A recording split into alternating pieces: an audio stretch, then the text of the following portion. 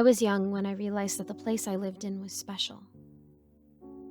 I didn't realize it at first, since I had lived there my whole life. I thought it was normal for a city to not allow pets.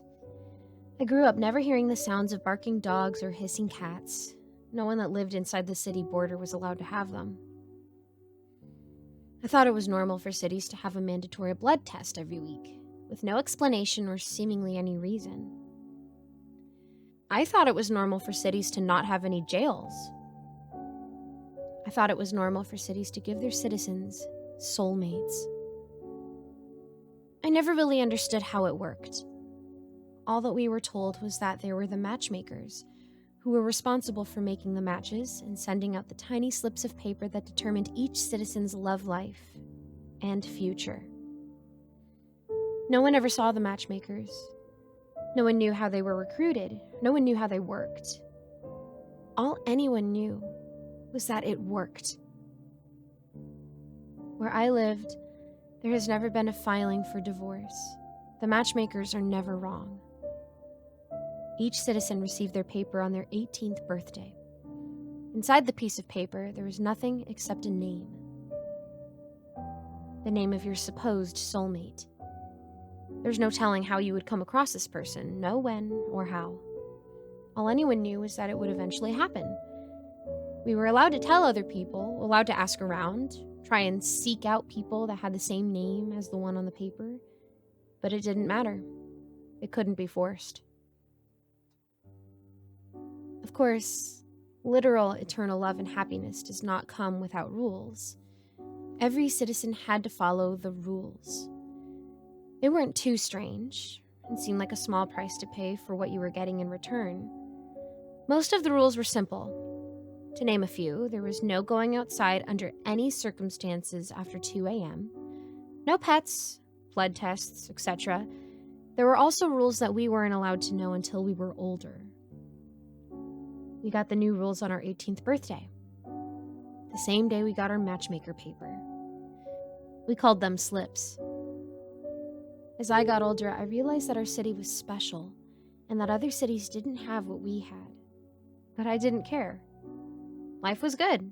Life seemed simple. Our city was like a paradise. It was happy. It was without issue.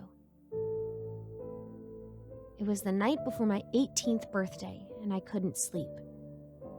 This was to be expected, since knowing that the next morning you would know the name of your literal soulmate was enough to keep anyone up late. This was to be expected, since knowing that the next morning you would know the name of your literal soulmate was enough to keep anyone up late. Usually I wouldn't have believed in such things like soulmates, especially as I got older, but it was hard to argue with the evidence. My parents had gotten married in their late 20s and have stayed happily married ever since. Both of their names matching what was on their slips. My older sister Caitlin got married to her slip last year.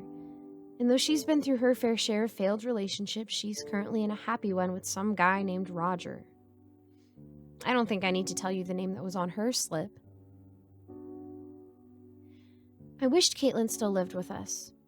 We used to share a room, but ever since she moved out, it feels empty with just me in it. By some miracle, I eventually fell asleep.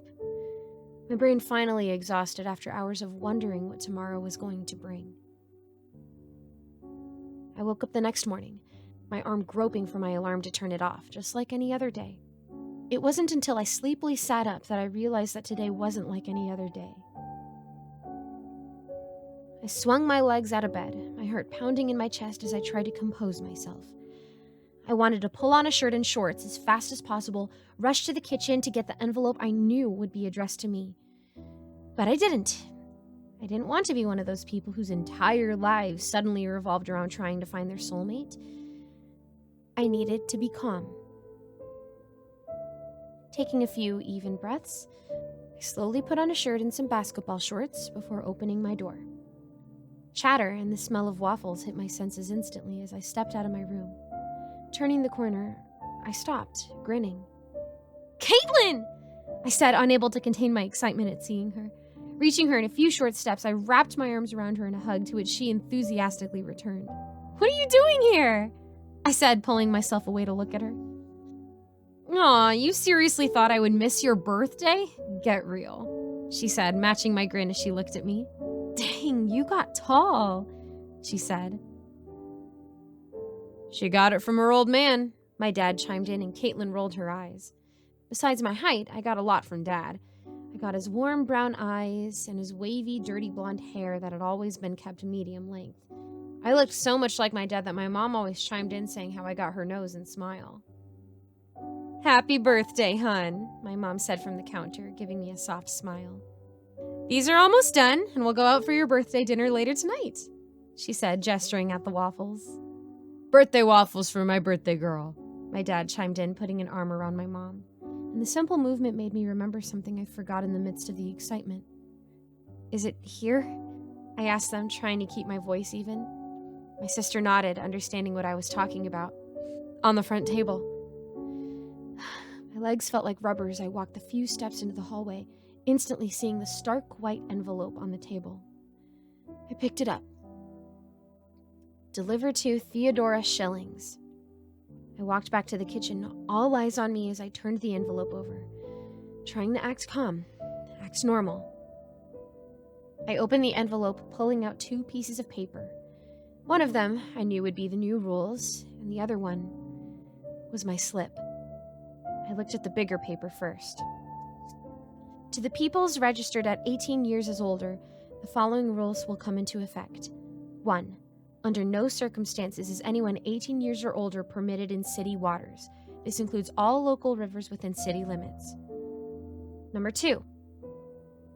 Under no circumstances will anyone 18 years or older be allowed to watch the television on the 14th of every month. Number 3. Under no circumstances is anyone 18 years or older permitted to use faucets after 12 a.m. This includes sinks, bathtubs, and showers. Number 4, under no circumstances is anyone 18 years or older permitted to use any kind of elevator after 9 p.m. Number 5, under no circumstances is anyone 18 years or older permitted to share their rules with peoples under the age of 18. And that was it. I honestly expected more, but was relieved there wasn't too many that I would have to memorize. They were weird, sure, but nothing that I wouldn't be able to do. After rereading the new rules, I put the paper down, heart hammering as I took my slip. Wanting to get it over with, I opened it, to which a single name was printed. Avery. I read and reread the name several times. Avery, Avery, Avery. Avery, Avery, Avery. I racked my brain for people I knew named Avery. There was a guy in my history class, and maybe one who I had a pre-calc with a few years ago. Before I could wonder any further, Caitlin's voice cut me off. What's the name? She said, to which I handed it to her. It passed from her to my mother and then my father. Avery. Nice name, my dad said, handing my slip back to me. Chatter resumed between my parents and Caitlin while my mind was whirring. Some things made more sense now. Like why I never saw adults kayaking in the river like I saw them do in other cities. I had told myself for a long time that once I got my slip, that I wouldn't focus too much on it. But my mind kept coming back to the name that was burned into my mind. Avery. I still had to go to school and got ready while Caitlin went out to reconnect with some high school friends. I ignored the texts asking what the name on my slip was, preferring to have that conversation in person.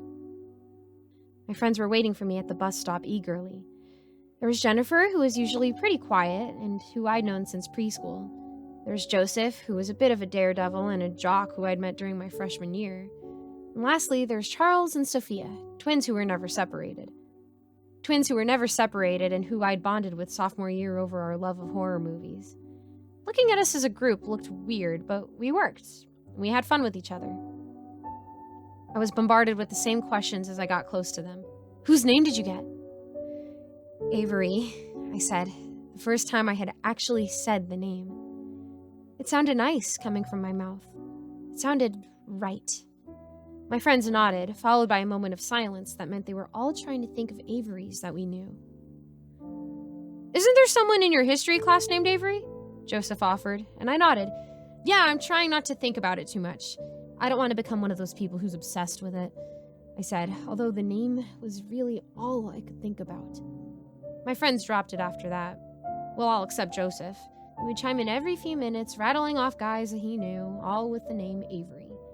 He was still talking about it as the bus came, and as we walked up to the school. He really didn't have an off button, which meant that I was left to try and tune him out, nodding my head in agreement every few minutes. As the school day went on, I couldn't help but wonder if each Avery I came across was my soulmate. Somehow, though, none of the guys I came across felt right. Everything else aside, the school day went pretty smoothly. People wished me happy birthday in the halls, occasionally asking who I got on my slip. After school, I still had time before I had to head home and start working on homework, so as usual, I met outside the school with my friends. The day had gotten progressively hotter as it went on, and by the time school was let out, it had reached the point of discomfort. Most of my friends were already waiting for me, and as I got closer, they were already in conversation. "It's balls hot, man. We should go claim the spot by the river before it gets too crowded," Joseph was saying, to which my other friends nodded in agreement. The river he was referring to was the biggest in the city, almost cutting it in half. It was a popular hangout spot, and my friends and I had been going there for ages. But now, my throat felt tight. None of my friends had turned 18 yet, since I had an extra year of preschool when I was a kid. They didn't know the new rules. One of the rules said I wasn't allowed to tell them. Did that mean I also couldn't hint at it? I'm not sure if I'm feeling the river today, I said, trying to sound as nonchalant as possible. Are you crazy? It's like 90 degrees out here. Are you crazy? It's like 90 degrees out here, Jennifer said, raising her eyebrows.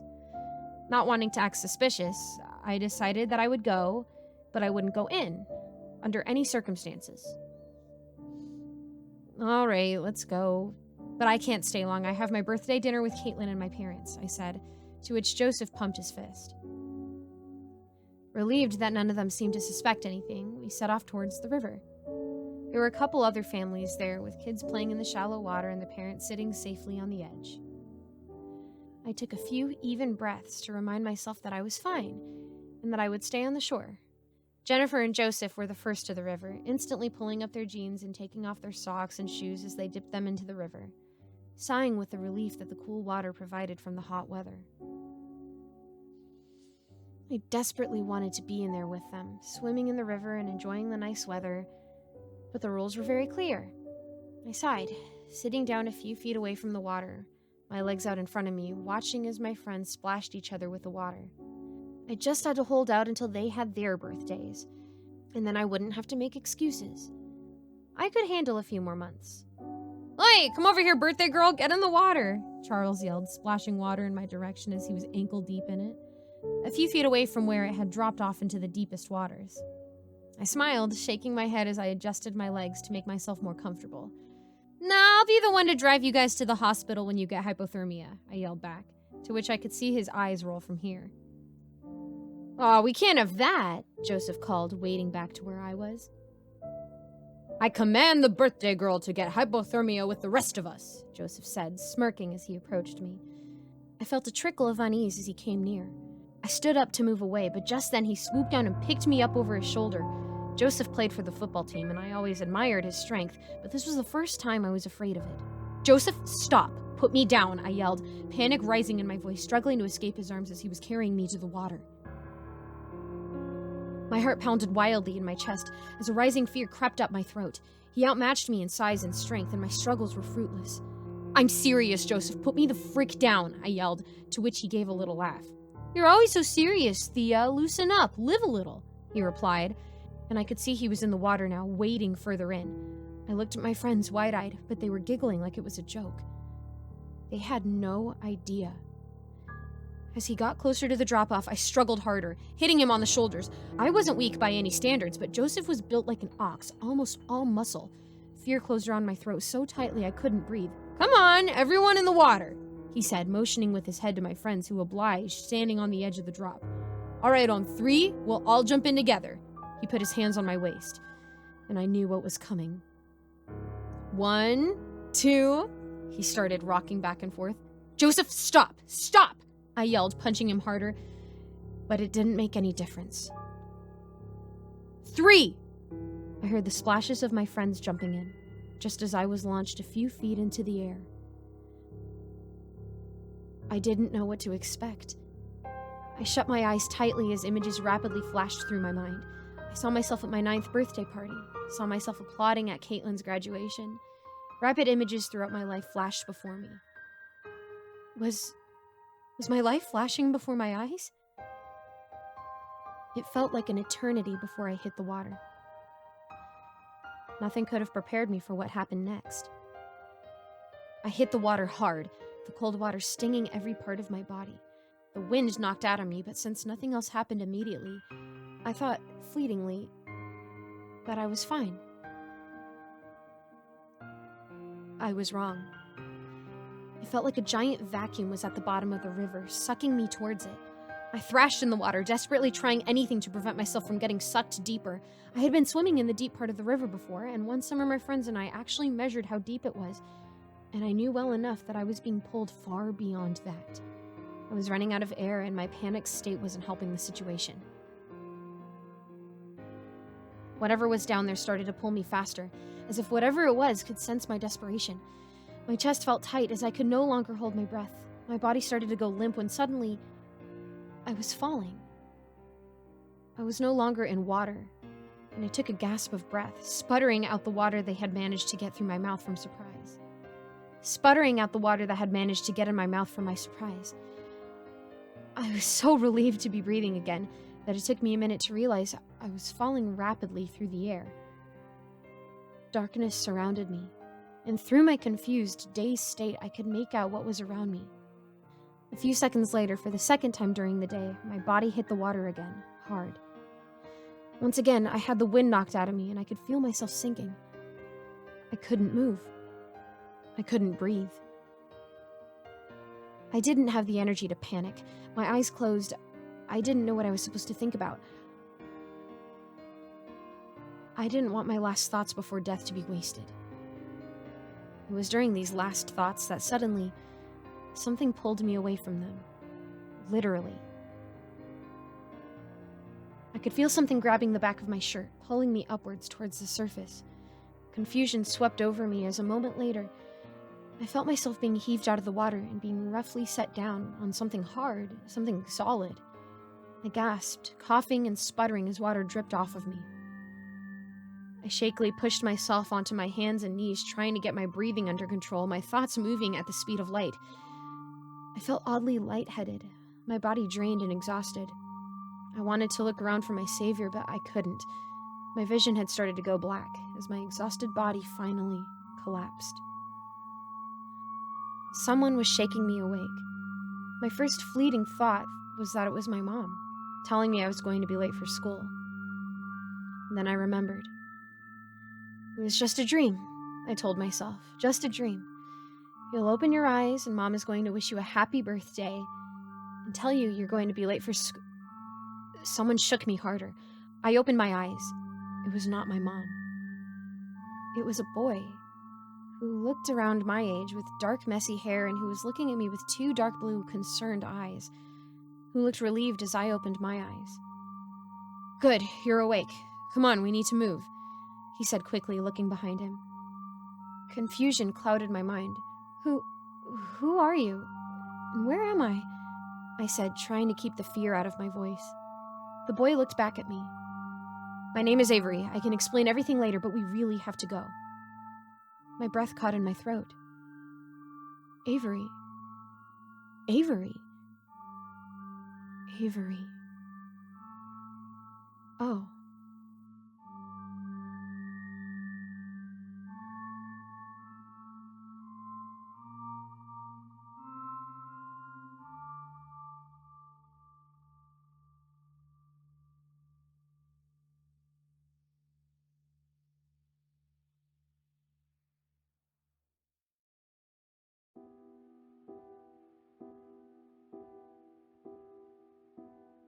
In school, we had learned about the 5 stages of grief.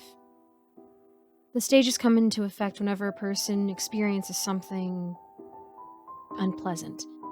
This can mean a variety of things, from losing a loved one or going through a traumatic experience. Your brain goes through these 5 stages to protect you, to help you cope. The first is shock and denial. People usually experience numbness, both physically and emotionally. It's typical for people in this stage to ask repeated questions, more often questions that they already know the answer to, but that their brain refuses to believe. I was no exception. The dark-haired boy was still speaking, although his words landed on deaf ears, for the person he was trying to talk to was currently going through the first stage of grief. Your name is Avery? I interrupted, my voice quiet but cutting as I pushed myself up into a sitting position, feeling uncomfortable laying on my back. The boy looked at me, exasperated and annoyed, as he realized that this was the only piece of information I gleaned from his words. Yes, my name is Avery. Did you get any of what I just said? He asked as his eyebrows furrowed, irritation leaking into his voice. An embarrassed flush crept up my face as I dropped my eyes. Some of it, I mumbled, my face so hot that I was sure he could feel the heat radiating off of me. I could hear the small sigh that he made, followed by rustling. I took a chance and looked up, where I saw Avery rustling around in a black bag for something.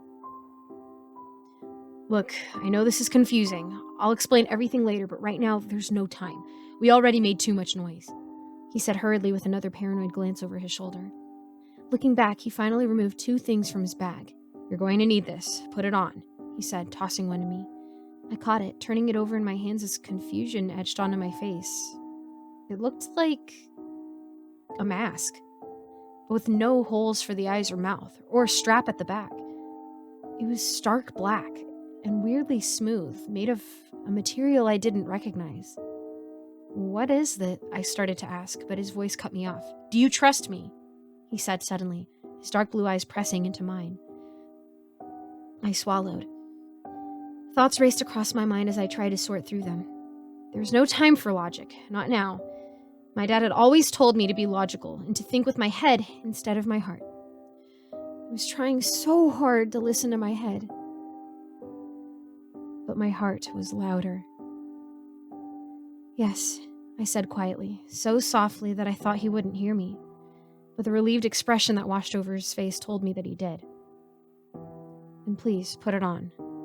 Questions later, he said softly, some of the impatience leaving his voice. Without another word, I held my breath and put the mask-like thing up to my face. It was one of the oddest experiences I had ever felt. It felt like a suction cup attaching itself to my face, so tightly it was as if the mask was merging with my face. The no holes for the eyes or mouth proved not to be an issue, since I got to breathe perfectly fine. Almost as if it wasn't on at all. I looked up to see if Avery had his on, and when I looked up, I had to stifle a gasp. It was like his face had completely disappeared, a black oval where his face should have been. It was beyond unnerving. Merely looking at it sent a chill throughout my body. Is that what it looked like on me? Ready? He asked, seeing I had put it on. Hearing him speak without seeing his mouth was creeping me out, but I didn't say anything and instead just nodded. He extended a hand out, seeing that I was still on the ground. I hesitated for only a fraction of a second before I took his hand, letting him pull me up to my feet. As soon as my hand touched his, I felt a shot of warmth, startling me slightly, but leaving me as soon as he let go. Stay with me and stay quiet, he said softly, swinging his bag back onto his back. Turning to start walking. As I started following him, I looked up at last, trying to get a picture of my surroundings, to hopefully get some information to wherever I was. I was not prepared for what I saw. It was the city. I tried to keep walking so as not to get too far behind Avery, but my eyes were glued to the sight in front of me. It couldn't be. Could it? My thoughts were racing, and to confirm, I looked behind me. The body of water that Avery had just pulled me out of was the very same one I had gotten thrown into in the first place. My heart was pounding as I looked around me. It was an exact replica of the city, but it was distorted. Every building was drained of color, almost everything in sight being a different shade of black or gray. On top of this, every few seconds, something would glitch, like a lagging video game, like the holograms that were in the movies. Something wasn't right. You could feel it everywhere you looked. A sickening sense of unease, of dread, with every washed-out, colorless building that we passed. I quickened my pace to get closer to Avery. I didn't know where we were going, since we were going into the west part of the city, which I wasn't too familiar with. All my life, I had everything I needed fairly close to where I lived, so there wasn't really any reason to explore. I know that Avery told me not to ask questions, but I wanted to know where we were going. If I was going to need anything to protect myself with, since the feeling that I was being watched hadn't gone away since I arrived in this dystopia. I silently walked faster until I was next to him. Maybe it was the fact that I had my slip on my mind, but as I got closer, I could feel my heart start thumping uncomfortably against my chest. "Avery?" I asked softly, trying to keep my voice low. He glanced at me, and I cringed as I remembered that we still had the black masks on. "Yeah?" he replied, matching my quiet voice. "I know you said not to ask questions, but where are we going?" I asked. He glanced around before lowering his head to speak. "My place, where I lived before I came here. I've been using it as a sort of safe house. We don't have to keep our voices down there, and I can explain everything," he said quickly and quietly. Just as he finished speaking, a loud thump came from in front of us, startling me as a black, distorted figure came out from a glitching convenience store.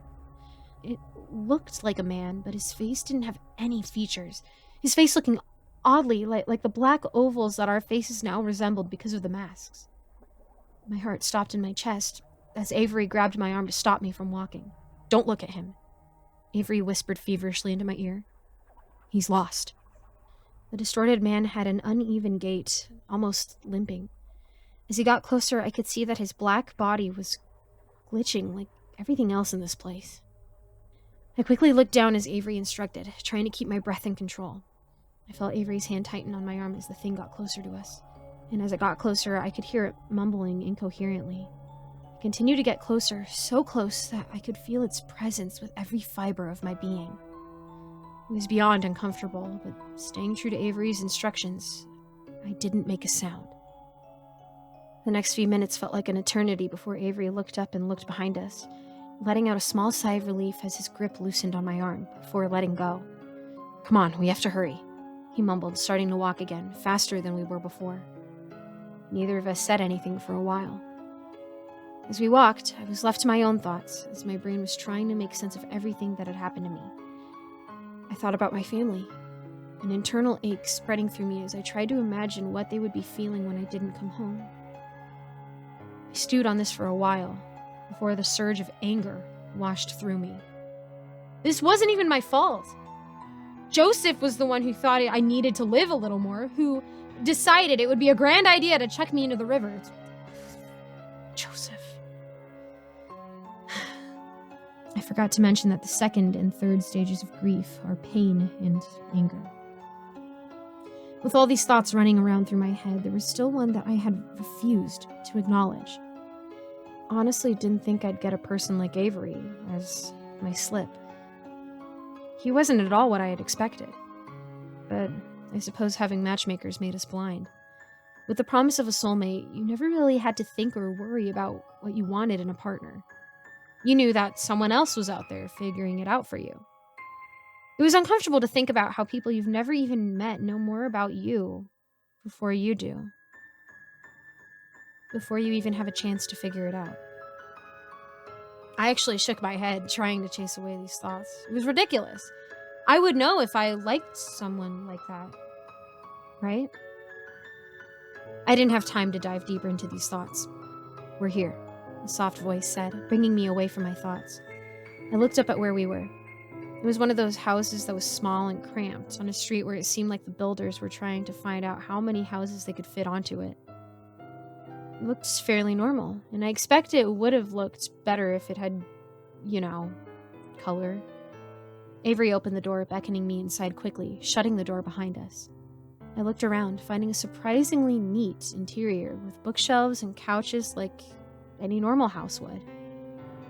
Looking around, I was relieved to notice that nothing in here was glitching around like the outside, even if it was still colorless.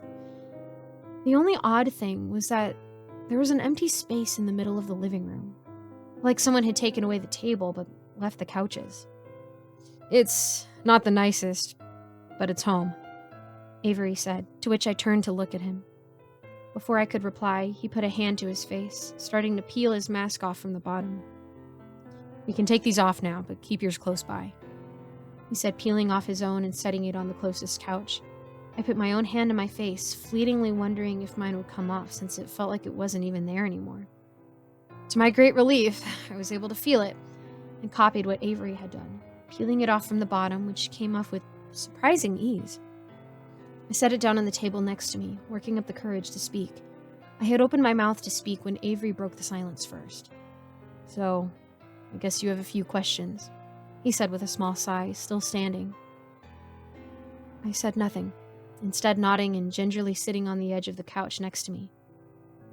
I don't even know where to start, he mumbled to himself, eyebrows knitting together as he started to pace. Courage bubbled up, making its way to my throat. How did you end up here? I asked, making him look up, his face relaxing as if he was relieved to have somewhere solid to start his explanation. Well, I broke a rule, he said with a sigh. I said nothing, fully prepared to not speak until he was done. The thirst for information, for an explanation, was too great. Luckily for me, Avery picked up on it, and he continued. It was the TV rule, the one where we can't watch on the 14th of every month. I was such an idiot, he said, shaking his head as he resumed his pacing. I got pulled through. It happened so fast.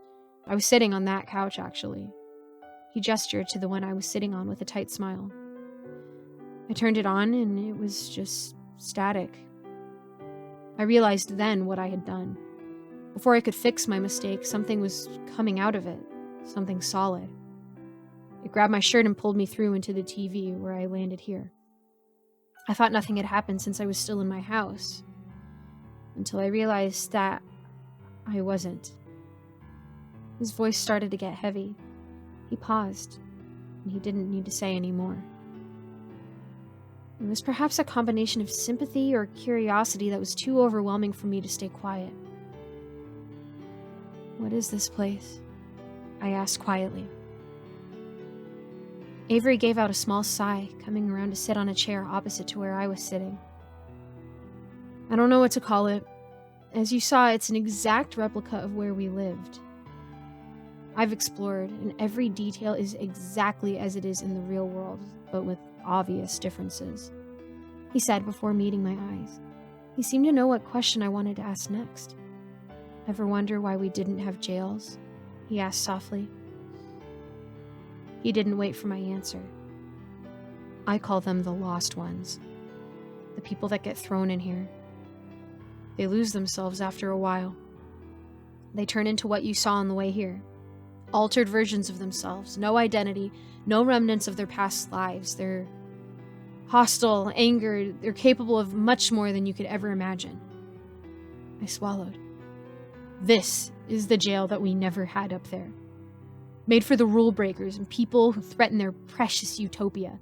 They get left here, left to waste away, to spend the rest of eternity here, he said bitterly. They're nightmares, beings of their worst possible selves that have no feelings, no nothing. They're fueled off of their worst qualities and are trapped in their own heads. This time, it was Avery that swallowed. As far as I can tell, they don't care who gets trapped here, even the people who break rules by accident, although the actual criminals they deliver personally down here, he said with a sigh. The weight of the situation was pressing on me so hard that I was having a hard time breathing. There has to be a way out, right? I asked breathlessly. To my immense relief, Avery nodded. There is. But it takes two people. I can't tell you how long I've been waiting for someone down here, he said softly. I felt a pang of sympathy. How long have you been down here? I asked, and he shrugged. A couple of months, maybe. There's no way to tell down here. I tried keeping track by writing on the walls, but they would disappear the next day. he said with a sigh.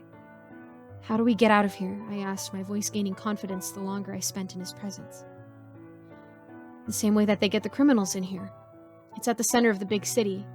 It looks like an archway. The door they use is password protected, but I've been watching whenever they bring someone new down here, and I know it. The only problem is, it seems to be a popular hangout spot for people who are lost. He said heavily. The mask that I had you put on are to blend in with them, but it only goes so far. It only really works when there's a few of them around. I didn't want to ask how he managed to get those masks. There is a way to kill them, but they still outnumber me, which is why I needed a second person. You don't need to eat or drink down here, but you can still get hurt, he said, lifting his sleeve to reveal 2 long, deep gashes that were in the process of healing. I suppressed a shiver. This new information spun around my head. I felt slightly sick. I knew then that I couldn't stay here. I needed to get out. I couldn't let myself become lost. I'll do it. Whatever it takes, I don't care. I'll help, I said, breaking the silence, my voice confident. Avery looked up at me with an expression I couldn't place. It looked like newfound respect, like he was just noticing me for the first time. He studied me for a moment before nodding. I'll keep you safe. I won't let anything happen to you. I thought of making a smart aleck reply, but he seemed so genuine about it that I kept my mouth shut. It was then, sitting there with no immediate danger nearby, that I started to feel the weight of the day starting to press in around me. I tried to cover up a yawn with my hand, but Avery caught it. He stood up, running a hand through his hair. Shoot, I'm sorry. You must be exhausted. I wasn't even thinking about that. I've been sleeping down here, he said, gesturing to the empty space in the room. But I can make up a place to sleep upstairs if you... I don't. I interrupted suddenly, to which Avery raised his eyebrows. I felt a hot flush rising in my cheeks as I continued. I mean, if it's okay, I'd feel more comfortable staying down here, I said quietly, averting my eyes. There was a pause, which was enough time for me to feel greatly embarrassed by my words. He doesn't want you down here, idiot. He doesn't even know you. He doesn't... Sure. If it makes you more comfortable, I'm more than happy to set up a space here for you, he said finally, giving me a small smile. I'll be right back. Just holler if you need anything, he said, turning to leave before stopping, as if remembering something. I never got your name. Forgot to ask, he said sheepishly, stumbling slightly over his words, and seemingly having a hard time meeting my eyes. My heart seemed to stop just as my mind started to race. Charlie, I said suddenly, the name and the lie slipping out easily. I'm not sure if it was just my imagination, but did Avery look slightly crestfallen?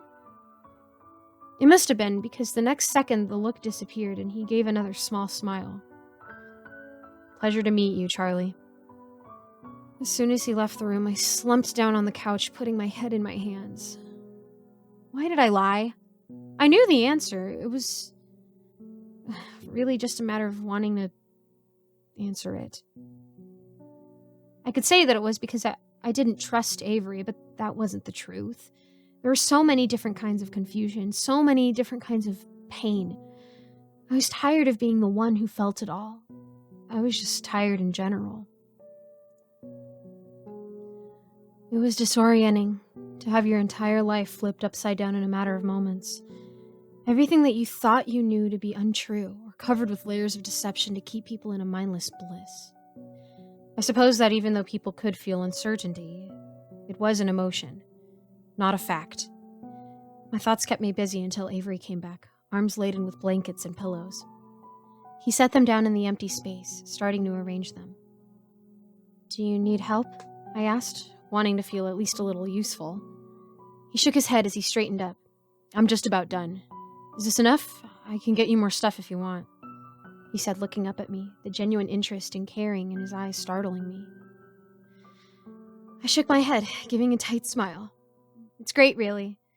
Thank you, I said, crossing over to where it was. It looked like 2 bedspreads, placed slightly far apart but still within the empty space. I chose the one on the right. I have to get some stuff ready for tomorrow, but I'll just be in the next room. I'll come to sleep in a while. Just give me a call if you need anything, all right? He said, and I nodded. Exhaustion was quickly catching up to me, and I tried to get myself comfortable on the spread of blankets and pillows. Just as Avery was about to leave the room, I spoke. "I don't usually do it, but if I start snoring, I give you complete permission to smack me." I said this quietly, but based on the way he stopped and turned back around, I knew Avery had heard me. "Noted," he said, but there was still something different about his voice. As I looked at him, I saw he was smiling.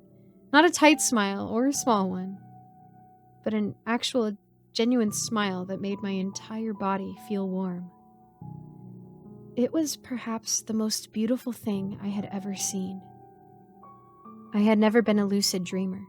I'd heard about it and even studied it a bit in school, so I knew how to recognize it. Lucid dreaming is a dream in which your body knows that you're dreaming and gives you the steering wheel for a bit, allowing you to be conscious and aware while dreaming.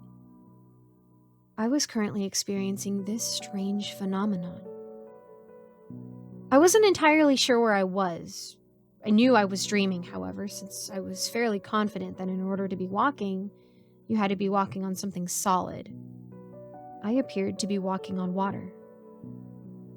Looking around, everything was black. It looked like I was standing on a lake, but the water stretched on as far as I could see. The water rippled underneath my feet with every step I took, and looking down, I couldn't see the bottom of whatever kind of water I was standing on. Just more darkness. I wasn't sure how long I stood there until I saw a figure in the distance. I squinted, waiting for it to come closer. When it got closer, however, my body seized with panic. It was the man from the convenience store. The one without a face. The one that Avery said was lost. I turned to run, but I couldn't. Dread and fear was washing over me as I desperately tried to get my feet to move. The man was getting closer. My feet seemed glued to the surface. The screams I meant to yell died in my throat as I saw the man, now only a few feet away from me, as my screams were silenced by the paralyzing fear that rendered me immobile. Instead of the muttering I had heard from him earlier, he was eerily silent. The only sound I could hear was my own heartbeat hammering against my chest. And suddenly, the man's face started to change. Instead of a black oval, white lines started to form near the bottom, and after a few moments, I realized that it was making a manic, demented smile. It came closer, its unnaturally long fingers closing on my shirt and pulling me closer. Its other hand drew back, transforming into something I couldn't name, couldn't place, but looked very, very sharp. I only had a second to look at it before it plunged into my stomach, letting loose pain that I had never felt in my life. Among the screams and yells I had been holding back in my throat, it felt as if every fiber of my being, every atom, was being ripped apart. My eyes were wide with shock as the smile remained on the man's face. I couldn't talk. I couldn't breathe. Looking down, I saw a bloom of red starting to quickly spread throughout my shirt, so much more vibrant in contrast to the blank, colorless surroundings. I woke up, gasping and shaking, a hand clutching my stomach as if the pain was real. It felt so real. I felt arms close around me a moment later, pulling me against something hard. A chest. Avery's arms. Avery's chest. Holding me. Keeping me safe. I heard his voice, soft in my ear. "You're okay. You're okay," he mumbled, holding me tighter.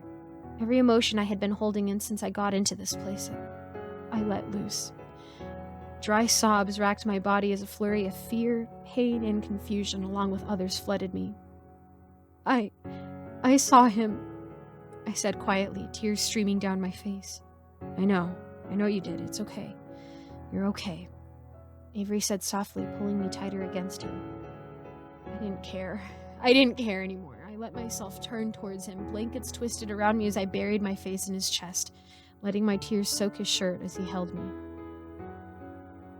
I can't tell you how long he held me, with my face buried in his chest, with him not caring that his shirt was getting soaked, holding me tighter every time a fresh wave of emotion swept through me.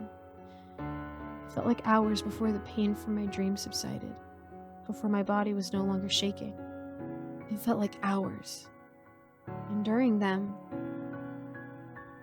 Avery had never let go of me. It would have even been mostly okay if one of us had just let go. If we didn't stay there holding a part of each other long after the danger, no matter how real, had passed. My thoughts had finally slowed. I had skipped the past 2 steps of the stages of grief. I had skipped the anger and bargaining.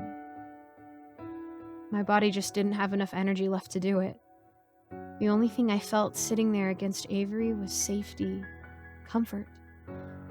2 things I hadn't experienced since the moment I had arrived here. I could hear his heartbeat, a soothing, rhythmic sound that was more relaxing than I can explain. Sitting there with him felt right. It was the feeling that I had never felt looking at any of my classmates, that I had ever felt looking at anyone.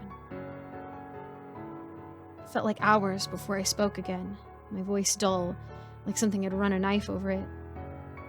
"Avery?" I asked softly. "Yeah?" "I never said thank you." "Thank you for what?" he asked, his voice soft against my ear. "For saving me. I would have drowned," I replied. I didn't need to explain further for him to understand what I was talking about. "You don't have to thank me for that. I know if you saw me hurtling out of the sky into a river, you would have done the same," he said, and this time I could hear the smile in his voice. I smiled, a tired but genuine smile. True. I wanted to say thank you anyway. "Well then, you're welcome anyway." I laughed, but it came off more of a huff. There really should be a word for a laugh that ends as soon as it starts. I didn't want to leave that position that we were in, but I wanted to spend more time with Avery somewhere where we weren't in danger of becoming lost or, stabbed. "Avery?" I asked again. "Yes?" "I want to go home," I said quietly, and there was a pause. "Let's go home then." What I assumed was the next few days were spent going over the plan, or what I assumed was a few days since no time cycle. Avery drew up the city center, and where the lost ones congregated the most heavily. He gave and showed me how to use the weapons that could kill them. "These are the weapons that I found near the door. The people that come down here have a stash. This is an ontological gun," he said, handing me what looked like a regular handgun.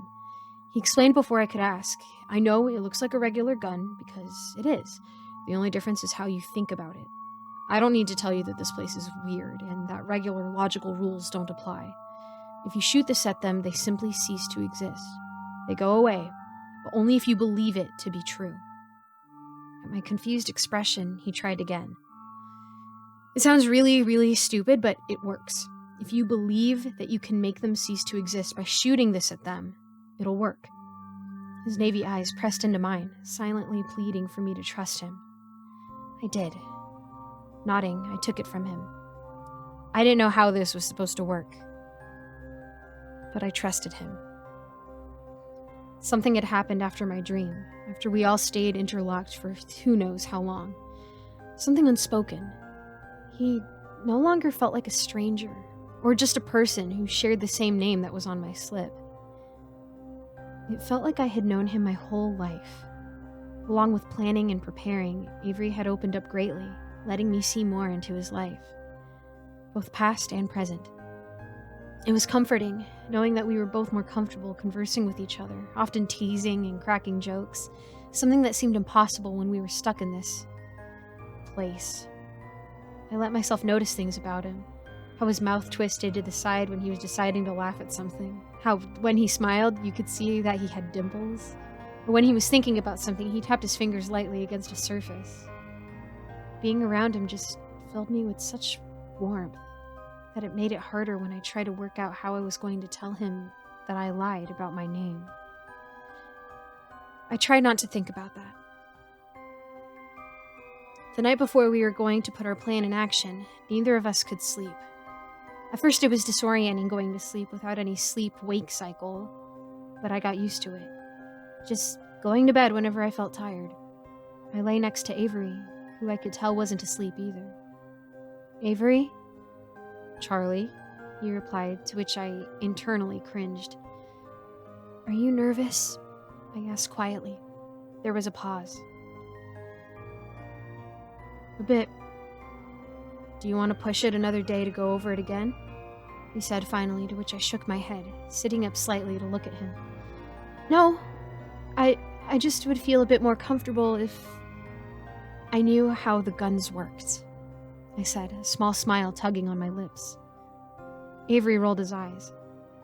If you had played Destiny, I wouldn't have to explain. It's pure theory, and I don't know how they developed it, but it works. All right, nerd.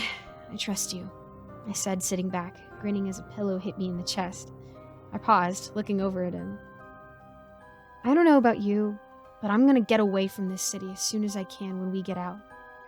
I've had enough of this nonsense for a lifetime, I said, watching as Avery propped himself up on his elbows.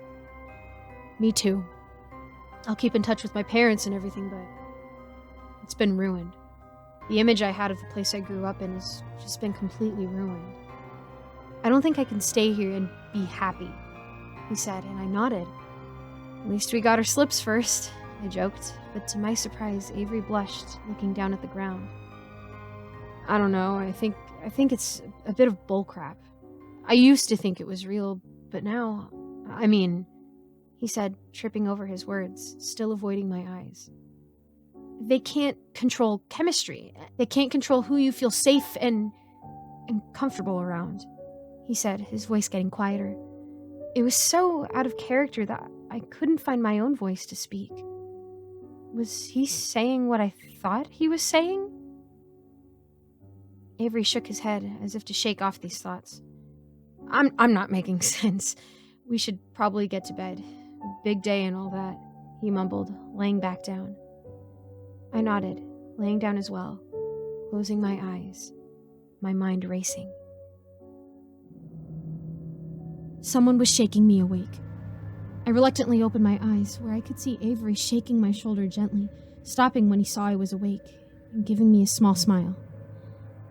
Morning. We should get going. This is the most ideal time if we want to do this today. I nodded, pushing myself up. We spent the next little while getting ready, neither of us mentioning the conversation we had yesterday. I had gotten used to being in the house, and in a weird way, I was gonna miss it. I was gonna miss a lot of things. When we both got armed with the weird guns and had our masks on, we set off for the center of the city. It was time to get out of here. We avoided entire streets whenever we saw a lost one, not wanting to create any unnecessary attention. After a while of walking, I saw what Avery was talking about. The city center was where we had our summer farmers market, events, and concerts. It looked the same, the only difference being the short archway with a stark red door. It caught me off guard, since the only things in color that I had seen were Avery and I. But the door was blood red, and next to it, a keypad. The archway was a good ways away from where we were, and I already saw a lost one milling around. The same unclear mumbling filling the silence. Remember, we're going to try to get as far as we can without the guns, but if they notice us, then start shooting. Avery mumbled into my ear. I nodded. I could hear my heart pounding in my ears as we started to walk. We kept our heads straight, only focused on the door in front of us. As we walked a few meters, we realized that we greatly overestimated the amount of time we had before they noticed us. It was just like in my dream, their black faces starting to develop white lines. I didn't want to wait to see if they turned into the demented, troubled smiles. I pulled out the gun Avery had given to me, praying to whatever higher power there was to let this work. I concentrated, imagining the one directly in front of me disappearing when the bullet made contact. He was advancing, and I could already hear the loud cracks of Avery's gun behind me. It was running now, full speed at me. Its mumbling getting louder. I raised the gun, my heart pounding. A few feet away, its mouth stretching into a wide grin. Charlie! I fired, my eyes closing for a split second. I braced myself for the pain I knew was coming, but none came. Opening my eyes, there was nothing but a scattering of dust at my feet. Relief flooded through me as I could have laughed. Worked. It worked. It worked. Looking around, they were coming in from behind buildings, out of windows, filled with renewed hope and confidence. I started firing rounds off, truly believing with each shot. Adrenaline was rushing through me as the cracks of our guns filled the heavy silence, only being outmatched by the progressively louder mumbling made by the advancing lost ones. It was tight, but Avery was right. With two of us, we were overpowering them, dust going up every few seconds. It felt oddly like a video game, wave after wave coming until eventually they stopped. And there were only a few left. I had just reached my peak of confidence when I heard a scream. Turning around, my heart stopped in my chest. Avery was being dragged by the foot, a lost one's long, sharp fingers digging into his ankle, his gun laying a few feet away. I didn't have time to think or react, sprinting towards them as I pointed my gun, hoping desperately I wouldn't hit him. I wouldn't be able to aim properly while running. I stopped, trying to level the gun, trying to stop my hand from shaking. I took a breath and fired. The cloud of dust that replaced the thin, black body was probably the most beautiful thing I had seen in my life.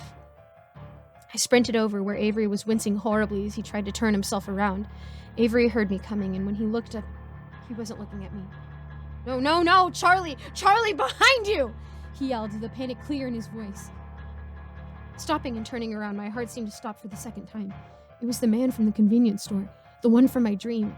It looked like he was the only one left. You can do this, I thought to myself. I raised my gun, firing at him right in the chest.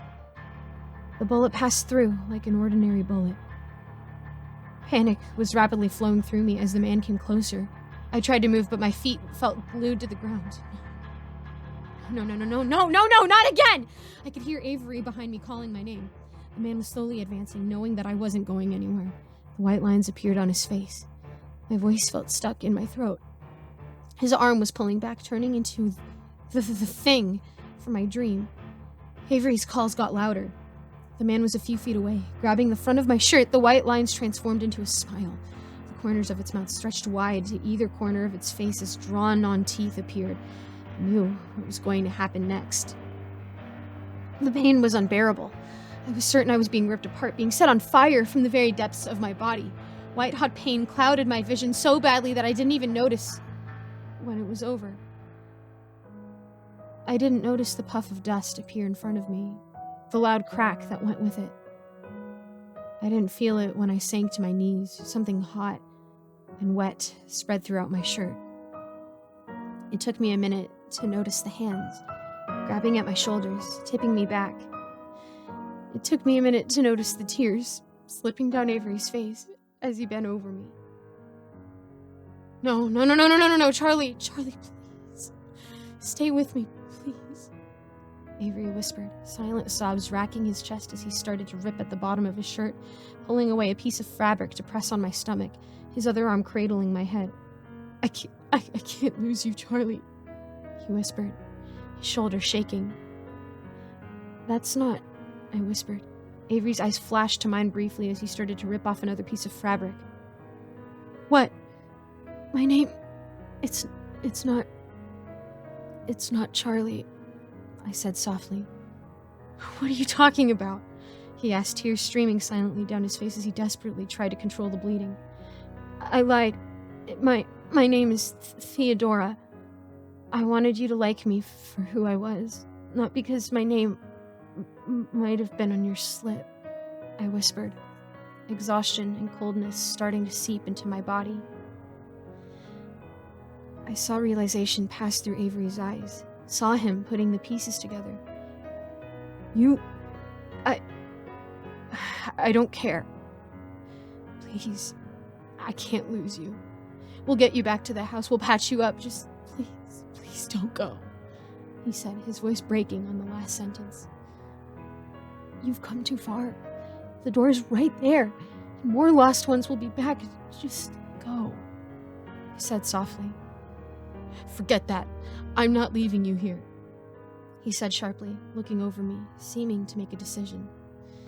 He slid his arms under me, lifting me up and holding me like a little kid, being careful not to touch my stomach where the red stain was getting progressively wetter.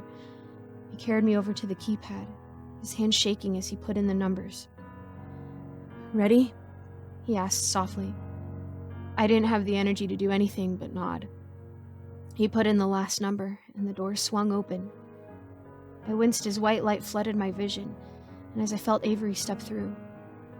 My eyes closed as warmth spread through me, and I let myself drift out of consciousness.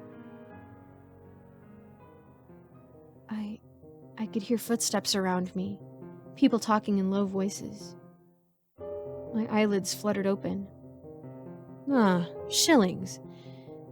We've been expecting you.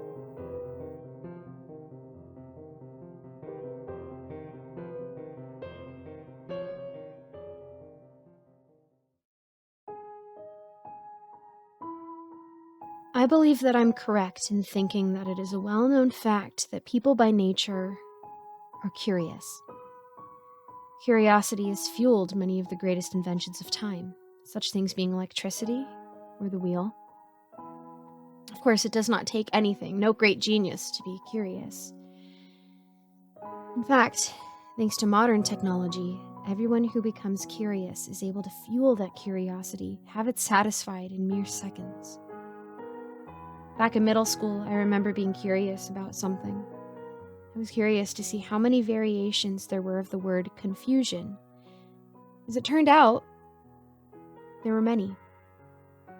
I won't bore you with all the variations there were, since if you are curious, you could simply look it up yourself. However, I will share a particular one that I liked. My favorite variation, or synonym for the word confused, was disoriented. By definition, being disoriented means that a person is thoroughly confused as to a time or place. They are out of touch with their surroundings. They have lost their sense of direction. They are unable to think clearly, their surroundings creating mixed feelings, emotions, thoughts.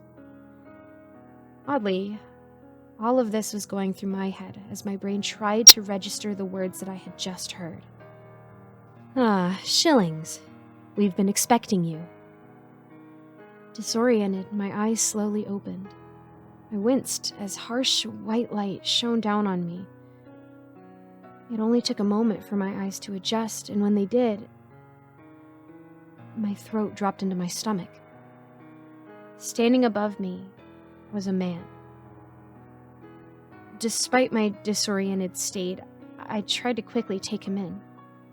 He looked old, with white, receding hair and a white, neat beard. He was wearing all white, from his button-up shirt to his pants, his coat, even his tie.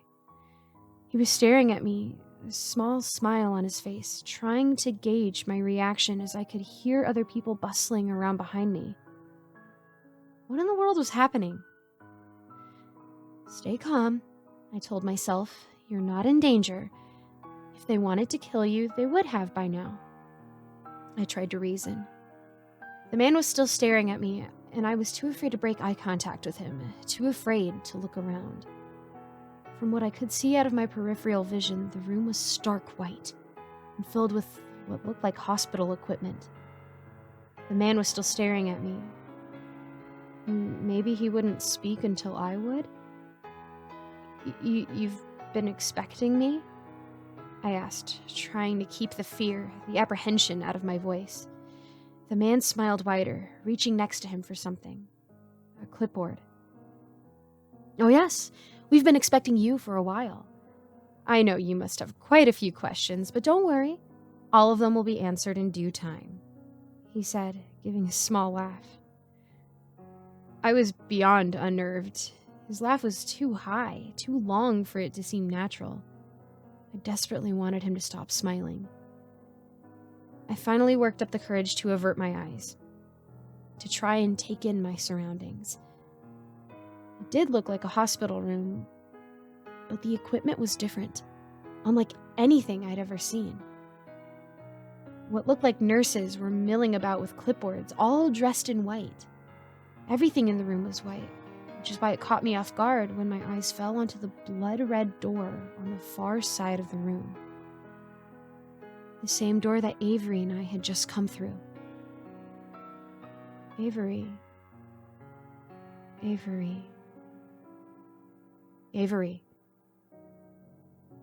Avery wasn't in the room. Avery wasn't in the room. I bolted upright, relieved to find that I wasn't tied down, which honestly was a thought that crossed my mind. I looked around once, twice, and a third time. Avery wasn't in here. I looked at the man, for the first time since my arrival here, feeling angry.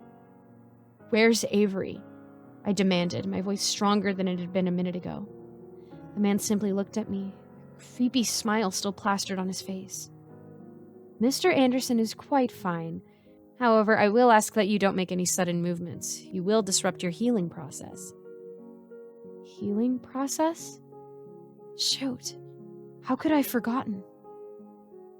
I looked down, lifting my blood-stained shirt up, the shake in my hands noticeable. How is this possible? The spot where I had been, impaled, showed nothing except a long scar. I ran my fingers over it gently, the indent noticeable, but nothing else. I looked up quickly, to which the man put his hand up. "Questions will be answered. How about we take a walk?" Take a walk? Was he serious? A small, nagging voice in my head told me that it probably wasn't the best idea to refuse him, especially since he made it sound like it wasn't really a question where my answer mattered. But I didn't care. "No," I said forcefully, renewed confidence flowing through me. "I want to see Avery," I said, my voice slow and measured, laced with anger, with stubbornness. For the first time since I had seen him, the man's smile flickered, annoyance and impatience crossing his face. Clipboard still in hand, he started to cross the other side of the room where a keypad was attached to the wall. The wall was entirely made up of those clouded glass panes, the ones they put up in houses for privacy. I slowly pushed myself off the bed, following him, trying not to look at the other people in the room. The man stood in front of it, slowly putting in a password. I wasn't sure if I wanted to get closer. Was he going to let me see Avery?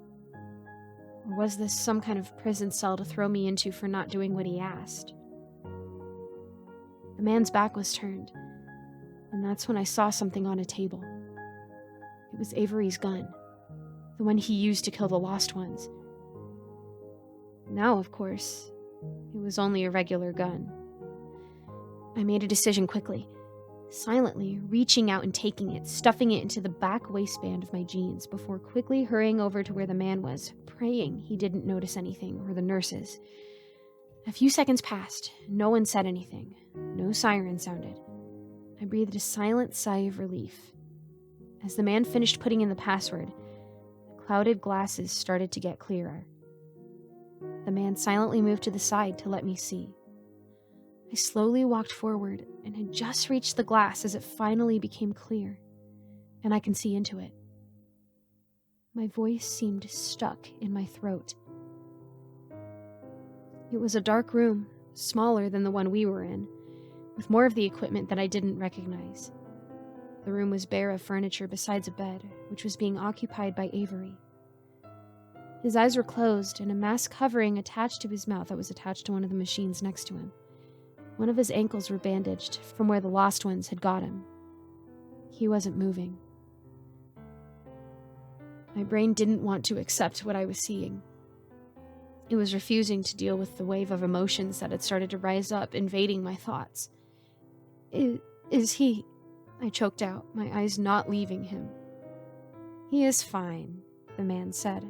Turning to face him, I saw that he was still smiling. I wanted to hit him. "He is sleeping. I would be more than happy to explain things to you. Would you care to take a walk?"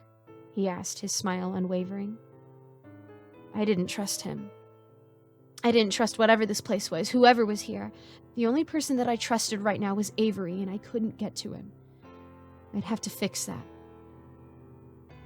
"You just have to be patient," I told myself. "Wait for the right opportunity. Then you can get him and find a way out of here." I made a decision. I'd have to play along for a little bit. Looking at the man, I plastered on a smile to match his. "I'd love to," I said, smiling. The man beamed. I had never been good in pressured situations. Or lying, for that matter. However, it was the thought of Avery lying motionless in that bed that allowed me to fall into step next to the man, to smile like everything was normal. It was the sight of Avery lying in the bed that made my nerves settle enough for me to pay attention to potential exits as we walked, trying to draw a mental map of the place. After all he had done for me, I owed it to him to find a way to get us out of there. "So, I imagine you have a few questions," the man said, leading us out of the room and down a long, narrow hallway.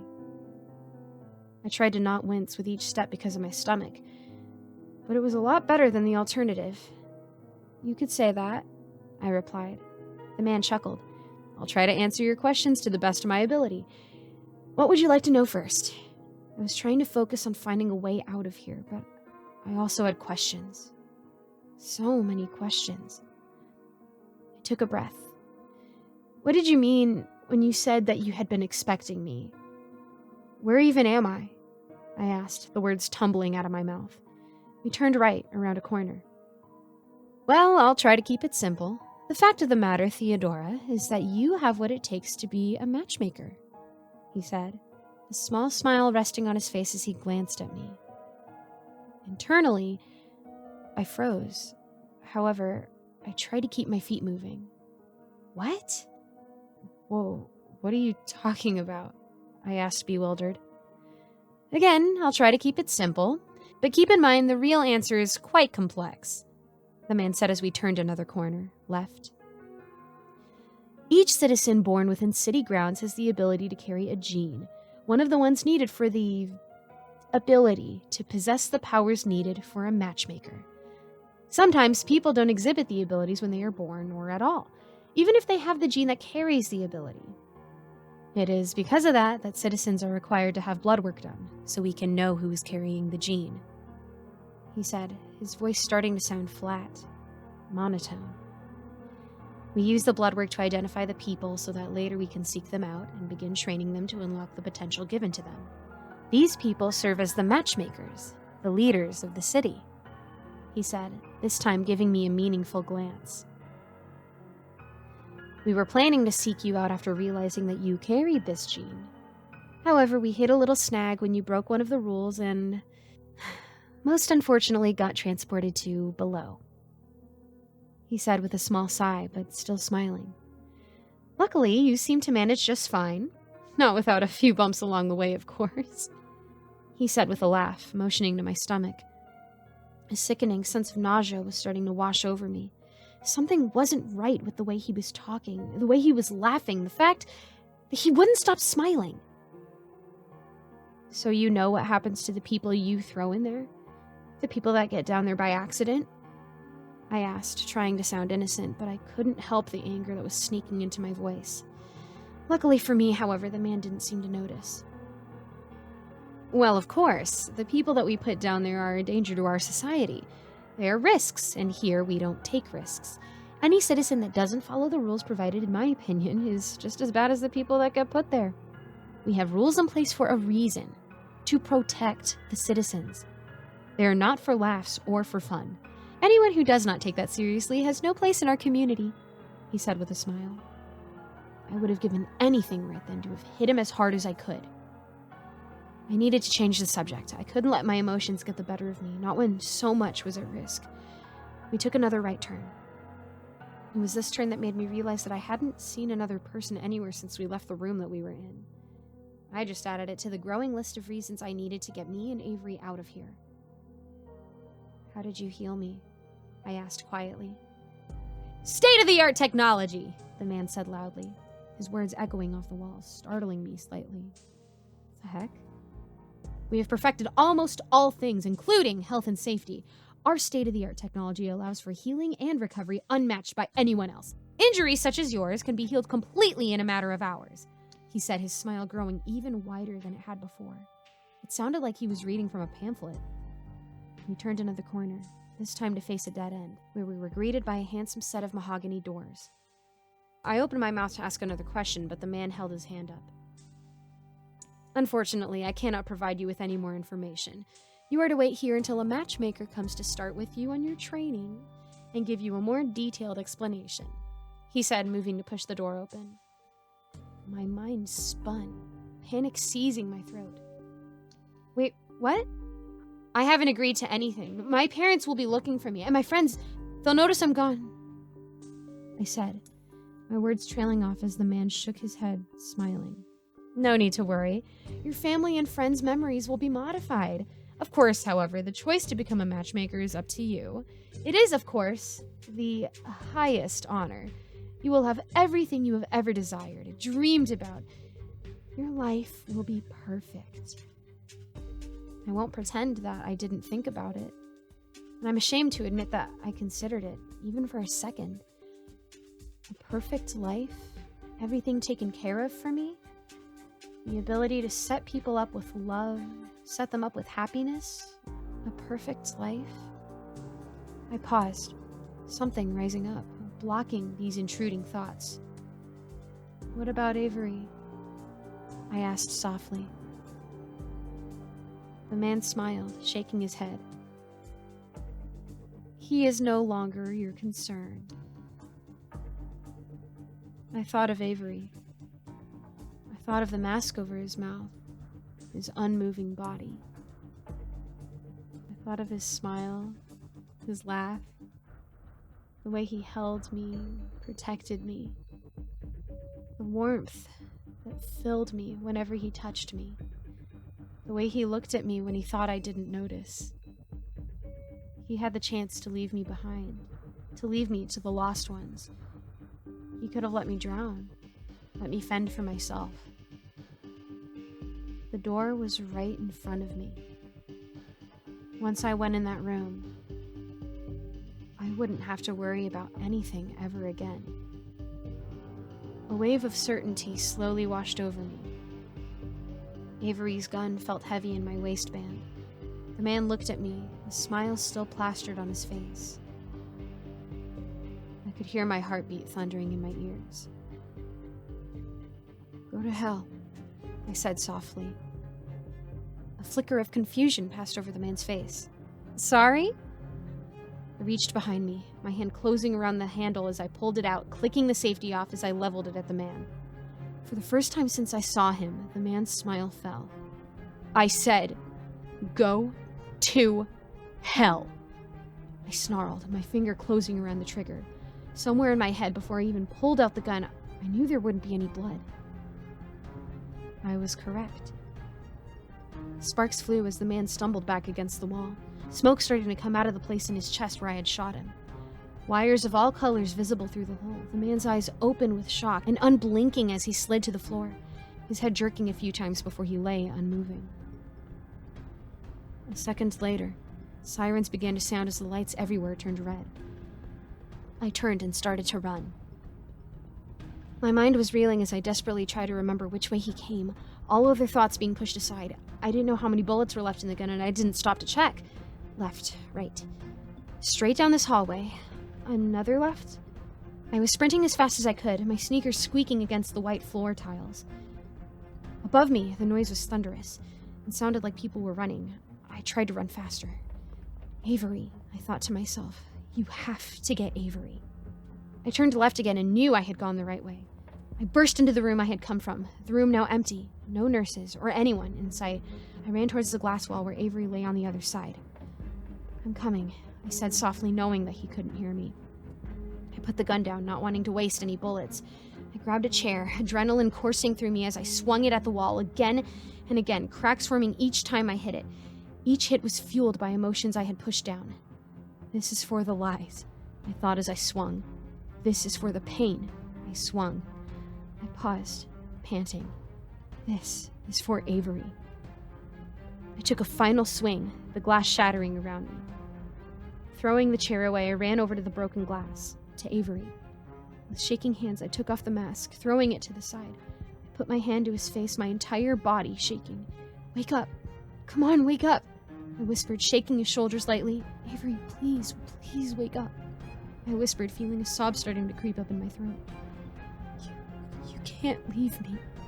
I whispered, my voice shaking. I need you, Avery. Please wake up. Tears started to cloud my vision. which is why I thought the flutter of his eyelids was my mind playing tricks, showing me what I wanted to see. Thea?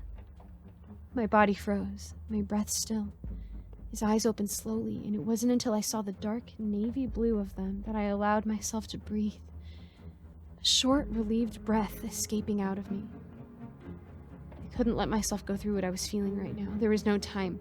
Avery, I need you to listen to me. You need to get up. Can you get up? I asked quickly, my eyes glancing over him. I think so. Thea, what is going... Do you trust me? I asked suddenly, the irony not being lost on me. Avery didn't hesitate before he nodded. Then please, questions later, we need to go. Avery gave me a quick, searching look before nodding again. I took his hand, helping him out of the bed, and noticing his wince once we put pressure on his foot. I'm fine, he said, noticing my look. Lead the way, he said softly. It was then I realized that I had his full, unwavering trust. I felt a surge of admiration for him. I nodded, walking a few paces and picking up the gun that I had set down. I noticed Avery was limping on his injured foot. Without a word, I crossed over to him, sliding an arm under him so that he could put some weight on me. Thanks. I nodded. Of course. The sirens didn't stop as we pushed our way out the door. Muffled yells and voices were coming from behind us. We have to hurry, I said, Avery picking up on the unease in my voice, and I tried to walk us as fast as I could on his foot. Is there an exit? Wincing as we half ran down the halls. There is. I think I saw one around here, I said, looking around, and to my relief saw one of those glowing red signs for an emergency exit at the end of the hallway we were in. There. Come on, I said, hearing the voices get louder. We were only a few hundred feet away. We could make it. We could make it. Loud cracks suddenly filled the air as I realized the people behind us were starting to shoot, the bullets ricocheting off the walls. I had a feeling that as soon as we got to the exit, they wouldn't be able to follow. We ducked our heads as we tried to zigzag down the hall. Fleetingly, I turned my head to look at the people who were shooting. I wanted to look away instantly. I wasn't sure if you could call them people. They were in all black, their limbs too long, too thin, masks and helmets covering each one's head. Another crack sounded, and I felt Avery slip from under me as he screamed. It only took me a second to realize what happened. Avery! Avery! Avery, no! I yelled, turning around to see 5 people in all black coming towards us and more far behind them. I held up the gun, praying that there were enough bullets as I fired off rounds, watching the same sparks appear as they did with the old man. Avery was on the ground, clutching his leg and groaning. I tried to pull the trigger again, but the gun clicked empty. Avery heard the gun click empty. Thea, go. There's too many. The door's right there. Just go. I can't move, he said, groaning, his hands painted red with blood. My heartbeat thundered in my ears. No. No. In your own words, Avery, screw that. There's no way I'm leaving you here, I said forcefully. Despite the pain, I could have sworn I saw a flicker of a smile on Avery's face. Give me your arm, I said hurriedly, glancing up, seeing more of those things start to turn the corner. Panic seized me as I grabbed Avery's arm as I started to pull him towards the door. Only a few feet away. We could make it. We could make it. More of the things in black were now jumping over the bodies of the ones that I shot. I turned around, reaching for the door handle as the things raised their guns. With a final yank, I pulled Avery towards me just as I opened the door, pulling us both through as the door slammed closed. I felt myself land hard on a rocky surface, but I wasn't paying attention. My eyes were on the door, which now looked like a wooden board against a run-down building. A second passed, and then a few more. No one came out. Looking around frantically, I spotted Avery on the ground next to me, looking like he was going to pass out, blood flowing freely from his leg. I scrambled towards him. No, Avery, I said, my voice shaking as he looked up at me. Thea, he started to say. No, don't talk. I'm going to get you help. Do you hear that? He asked quietly, cutting me off. I paused, listening as I looked around. We were in what looked like an alley, the sounds of cars and people chattering filling my ears. The familiar scent of pizza, due to the overabundance of pizza shops filling my nose. My breath caught in my throat. We were home.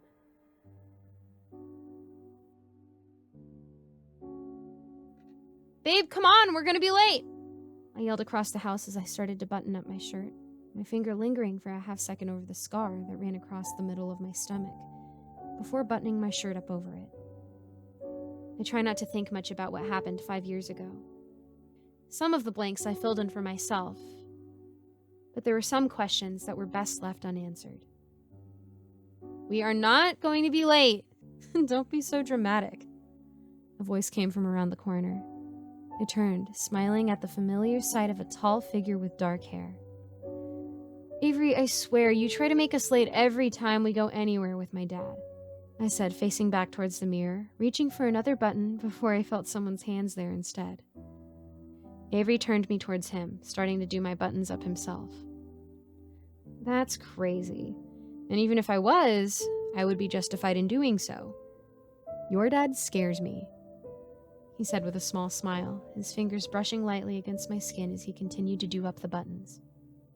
That's ridiculous. You've known him for 5 years, I said, rolling my eyes to distract from the fact that even after 5 years, his touch still made my heartbeat feel like it was going to escape out of my chest. Still scary.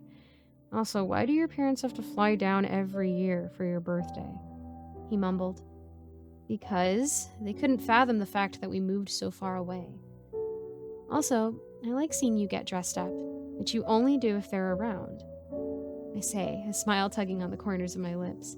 Avery paused for a moment, bringing his eyes up to meet mine. Yeah? He said quietly, smiling enough that I could see his dimples. I swallowed. Yeah, I said back, smiling as he finished doing my buttons. I put my arms around him. I'll remind you that our anniversary is next week, which is celebrated without any family members if it makes you feel better, I said, my finger absent-mindedly running over his shoulder. I'd still like to debate about when exactly our anniversary should be. Is it the day we got married, or the day that you realized life was just a hollow shell unless you heard my heart was beating somewhere nearby? He said with a teasing smile. I couldn't help but match his smile as I rolled my eyes. Whatever you want.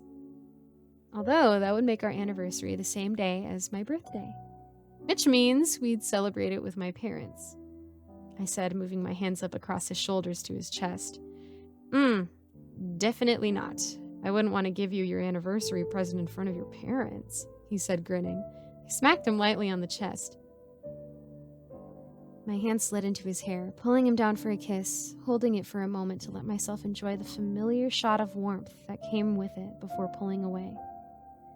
All right, come on. We don't want to be late. I can't help but remember thinking at that moment how perfectly beautiful life was, despite all that we had gone through. In that moment, life was perfect. Life was without issue. Let's go, Avery!